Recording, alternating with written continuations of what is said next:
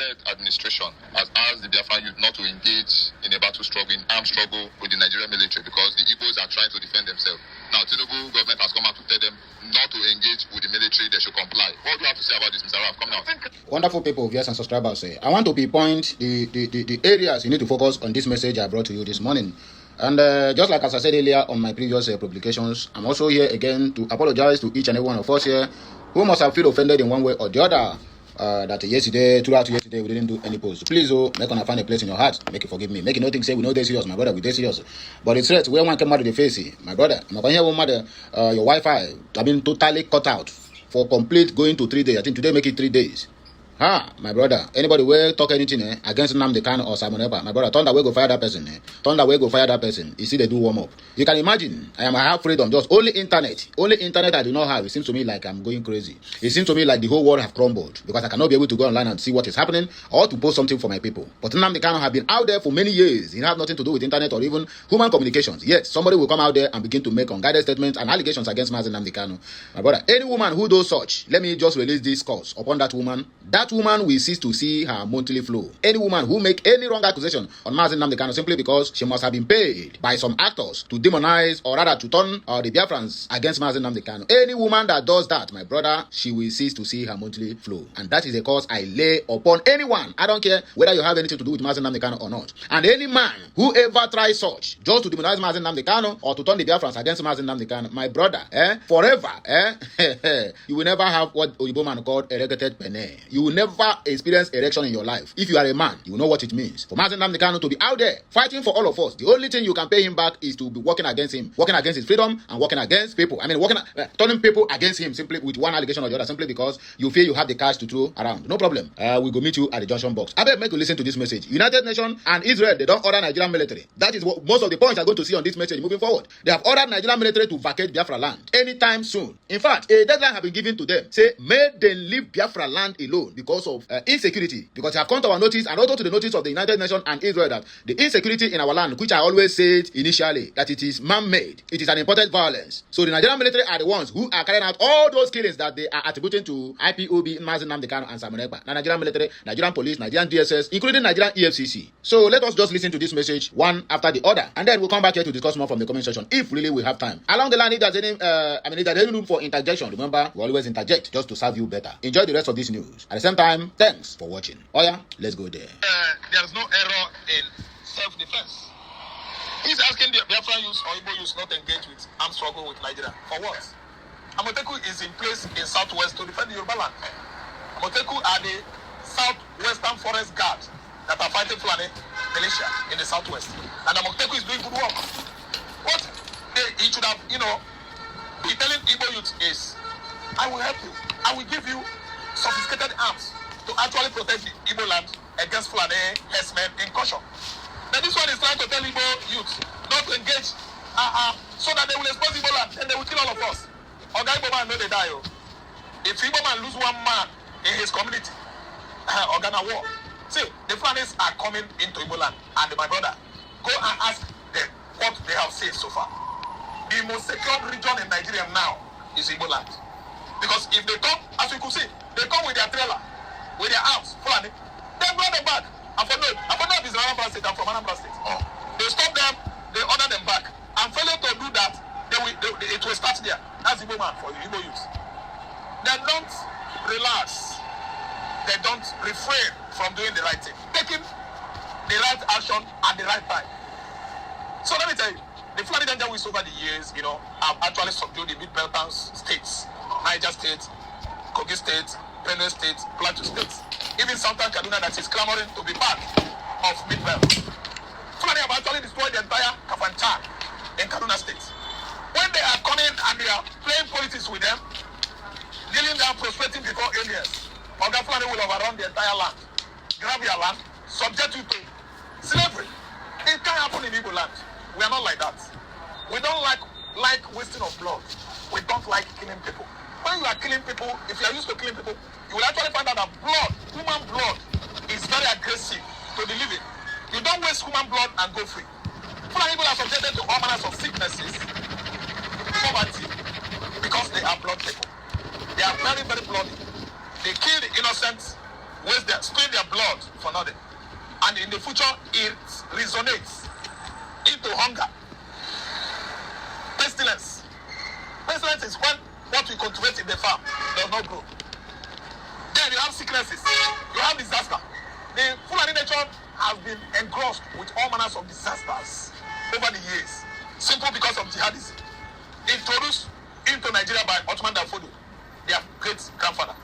So let me tell you, Nobi, Atane.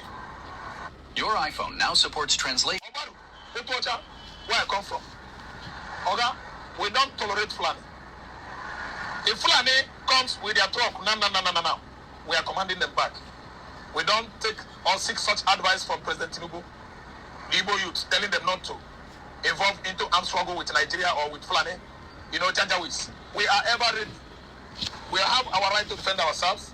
Likewise, the Southwesterners, I mean the Yorubas, they have the right to defend themselves from Fulani. And what I don't like in this state or this region is they are sleeping.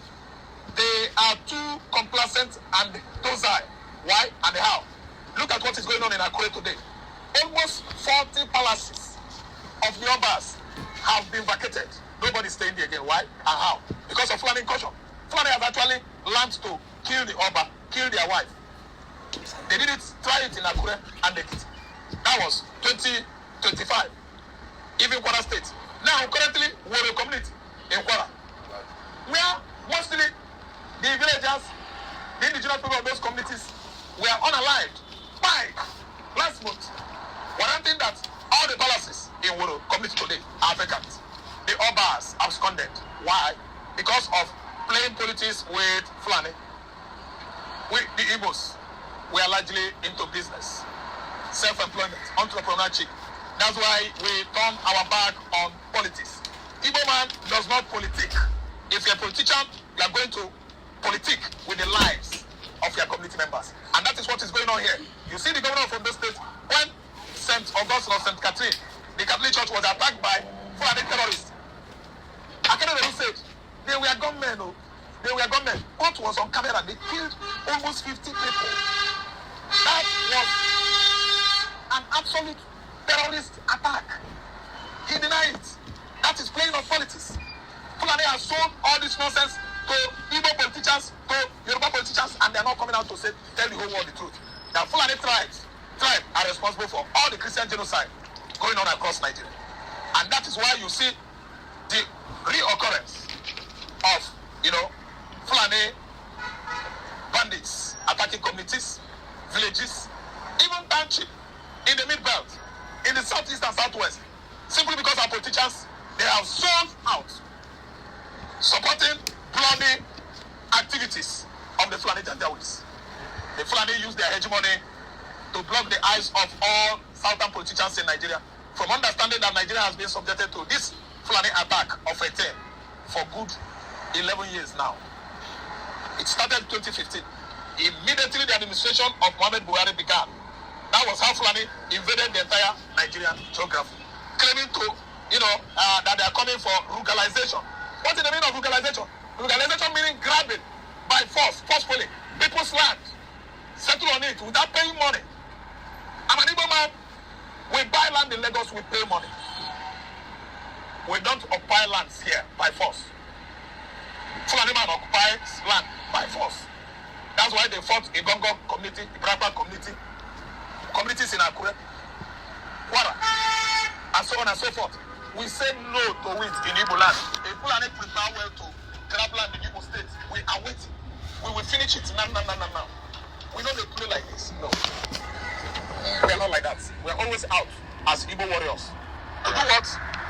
To defend ourselves against Fulani headers in caution.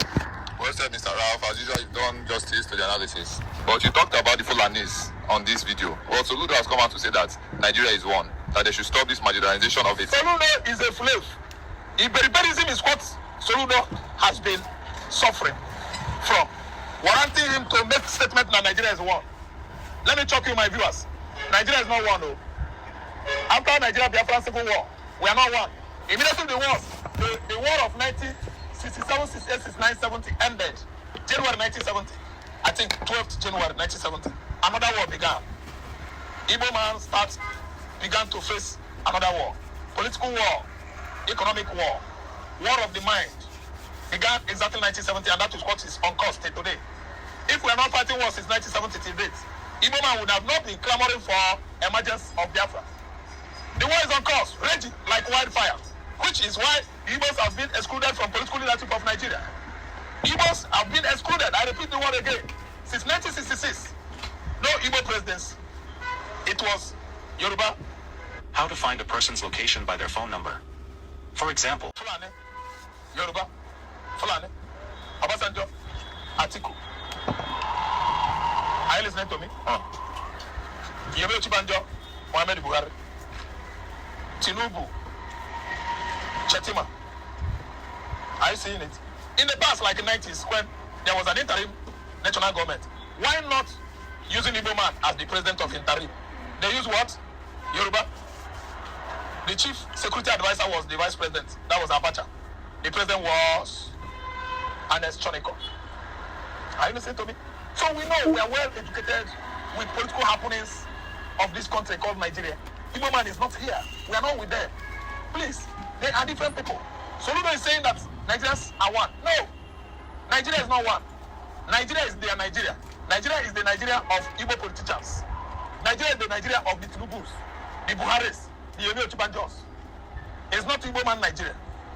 That's why, of course, I'm telling you that Biafra is coming on alarming speed. See, the Israeli Knesset, they've been actually discussing about Mazi Nnamdi Kanu's freedom. And you know what it portends? Immediately Kanu is freed, let me tell you, the spirit of Biafra resonates. Yes, at large extent. That all the military forces in Igbo land, the immigration, the customs, the police officers, the army barrack, they begin to vacate gradually. And I'm telling you that Obi's candidacy is the right thing most of the Nigerians expect to actualize. They expect Obi Kwankwaso. Obi Kwankwaso. That is when they have destroyed Nigerian economy. Borrowing money like thieves. Now Igbo man will come and repair Nigerian economy suffering. What others have actually destroyed. Obi's presidency doesn't matter. It doesn't stop Igbo man from agitating for Biafra. We've been craving for Biafra emergence until recently we've seen American interest in collaboration with Israel. So that's why we actually know that the Prince of Africa is coming. We are all Pan-Africanists, and we're going to give African continent what it deserves. Igbo man means business. We don't mean trouble or stealing public funds. Nigerian political leadership has been subjected to this kind of blunder. Criminal blunder, siphoning Nigerian wealth, people's taxpayers' money into West Europe. Opening all manners of offshore accounts from where they are stealing Nigerian money. Igbo man is not part of it. Any Igbo politicians that mingle with these thieves, God is going to punish you.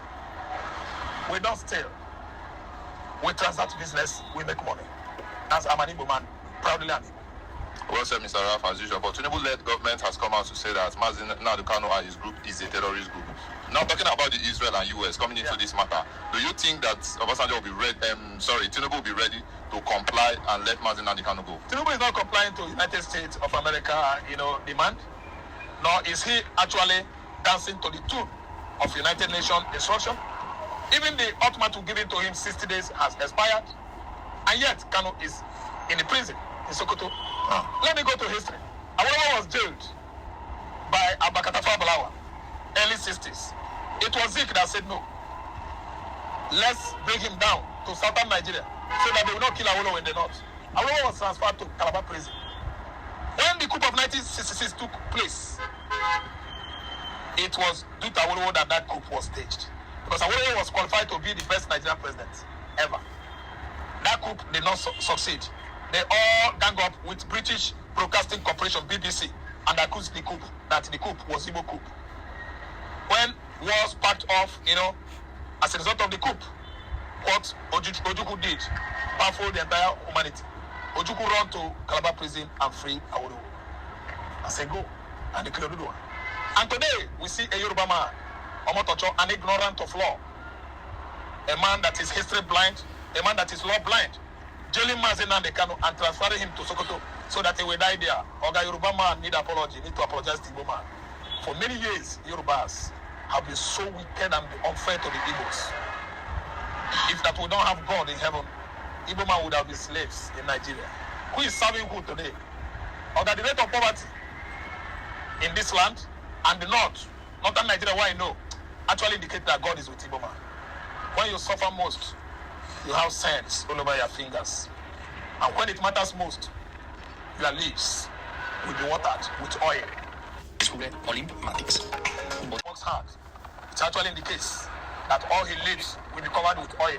That is who an Igbo man is. He said that conscience is an open wound. It is the truth that heals it. You see it? Yet, is a jihadist that killed 5 wasted bloods of many Christians. So what have I mean it? Obasanjo, Chief Manto Obasanjo is beginning to regret his lives. The life he lived in those days. How he wasted blood of the innocent Igbos. Obasanjo, no sympathy for this kind of apology and the confession. You killed and fired many Igbos. What did you do to pay back? Yoruba man, your brothers, did they experience the war? No. That's why all of them turned to enemies of the Igbos. Do you think I come here to not to be generous about the truth? I'm being over generous about the truth. I'm not here to actually miss my word or retract from expressing myself exactly how it is. You control the axis of Port Harcourt. Buying many Igbos. Instigating Igbos against Igbos. The entire Port Harcourt Igbos are right now against the entire Igbo land. Obasanjo, you did it. Now you are confessing. Am I God? Are you confessing to the God? Kneel down and ask God for forgiveness. Because no matter how you put it, man cannot forgive you. Man will say, I have forgiven. He will still be remembering it. God will forgive you and has forgiven you. It is not man. The Igbo man is still nursing the injury in his heart. How you connive with the Fulani Janjaweeds and eliminated various Igbos military officers in the barracks from Igbo extraction. Do you think that those widows, those parents that lost their children, will be listening to you right now in their various graves across Igbo land and still be happy with you, Obasanjo? Let me tell you, woe betide you. I don't care who you are. Woe betide you. With this kind of confession, Obasanjo, woe betide you. I'm an Igbo man. You slay, you kill many Igbos during the war, and you're asking for this kind of, what do you call it, rhetorics. They're coming out with this kind of rhetorics. God is the one that will answer you. I don't care. Many lost their lives from 1967 to 1970. That's 6 good months. It did not touch your heart, tickle you an inch, that you are trying to exterminate the strongest, the oldest race of people on the continent of Africa. We migrated from the Jewish extraction anyway. We are the Hebrews. Don't you know? Forget about our color, which is black. It is called Niger in the Bible. Color black existed in the biblical days. We are the Niger because we are black. We are from the extraction of God. Okay, my people, the message is very, very open-dential, and it is very, very clear to everyone's understanding. And I'm very sure you understand the message bit by bit, tete-a-tete, according to them. Well, let me just put it here and allow you to say your own mind at the comment section. Drop what you think concerning this matter. We'll be right back to drop you with another Ubonga news. Please share this message.